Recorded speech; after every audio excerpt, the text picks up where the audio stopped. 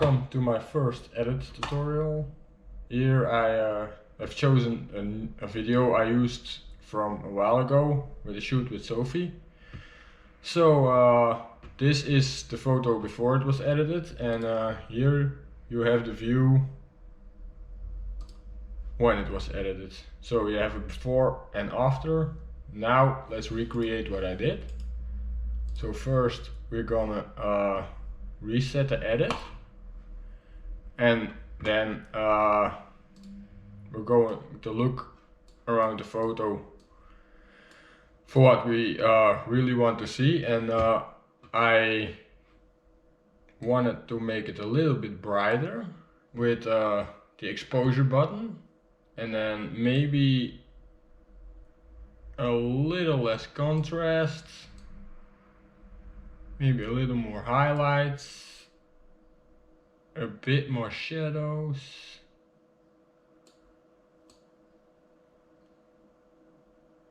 a little bit whites, darken the blacks maybe a bit. Temperature I would like to see a little more warm, so a little more to the yellow side. Tint I don't know, that's better. Vibrance a little bit more, I guess. Saturation, don't overdo it. So if you completely go to the right, then you get like this, but that's not really what we're going for. So here we have a little more, just +4, not major. Then we have the individual color selector, where we can really change the color of some other things. Like here you see the blues. I mean, we can make them more vibrant or less vibrant. I chose a less vibrant one. Luminance, make them lighter or darker. I prefer the darker look. And so we can go to every color and really make them pop or decrease their vibrance. So you see what every color is going to do when you mess with them. See, you can make them completely gray or you can make them completely yellow. But since the car is a little bit of beige, I'm going to increase it a little. Green, we don't have very much green in this photo. Like you see, it doesn't really change much. So we're gonna leave that how it is. Now we have here the saturation of the blues, which really doesn't change anything actually. The blues we already did, and like the purples, they don't really do anything either. And of course the saturation of the pinks, but yeah, we don't need that. The clarity, so yeah, you can really make it blurry or super sharp. I don't prefer any of the two, but you can really sometimes add a little bit of sharpness by using it. Dehaze, you can dehaze it completely, which I also don't really like. Just a little bit won't hurt this photo though. A little vignetting, don't really do that. Grain, I don't like to use grain in my photos. Then you can add sharpening. I also add a little bit of noise reduction, because you can see I shot this at ISO 100, so there really isn't much noise to begin with. But I just do it so to make sure there is no noise in the photo anywhere.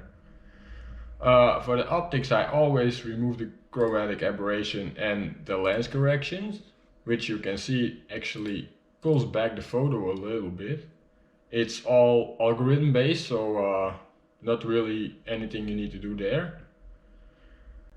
And the distortion, the geometry, I mostly leave alone. And then if you really want to create more depth in your photo, you can use a linear gradient tool. I use this a lot in my photos. So you can add like this and then the exposure.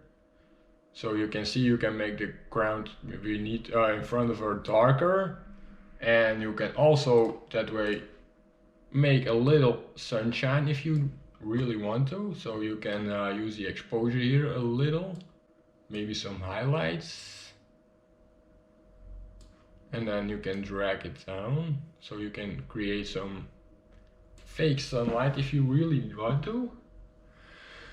Then if you have like any spots like right here for example where you need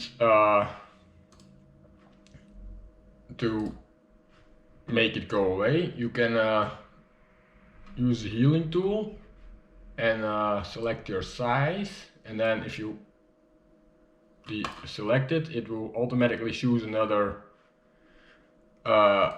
location and copy the color from there, so you can completely make anything go away as long as it is alright with that. Sometimes you really need to be careful because it will take from another location that really doesn't suit what you're trying to copy, so always beware when you're copying where it is taking it from, because here you can see it's taken from her hair, so that really isn't good. So I want to take a little bit from her forehead, like here. So now when you deselect, you really can see what happened here. So that's what you're trying to go for, obviously. And if you really want to brighten up some parts, you can go to the brush tool and just go with a little more shadows and a little bit more exposure, and then select the part you want to brighten up, like so, and then voila, you can see a lot more detail.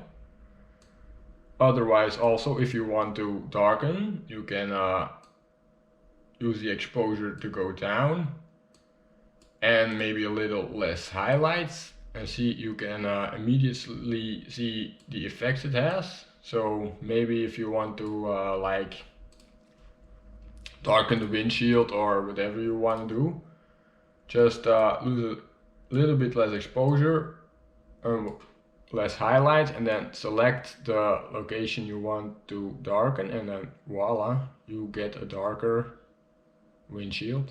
If that's something you want to go for, like you had too much reflection in the paint or anything really. So I can remove that. So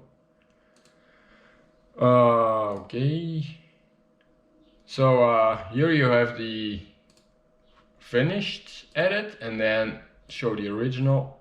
So here we have the before and the after. Let me know what you think down below in the comments, so I can always improve my game. Thanks for watching.